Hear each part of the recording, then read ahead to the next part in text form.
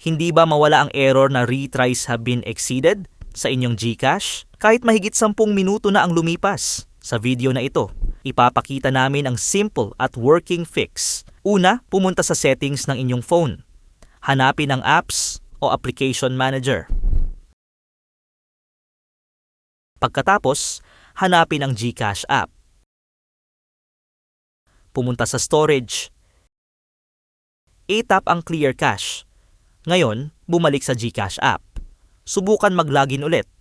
Kung lumabas pa rin ang error na retries have been exceeded, bumalik ulit sa settings ng GCash app.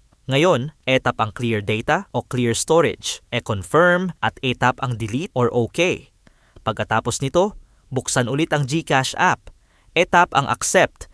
Mag-login muli sa inyong account. Hintayin ang OTP. Ayan, simple fix lang siya pero effective sa maraming users. Kung nakatulong ang video na ito, huwag kalimutang mag-like, mag-comment kung gumana sa inyo o hindi at mag-subscribe para sa more tips at tech tutorials.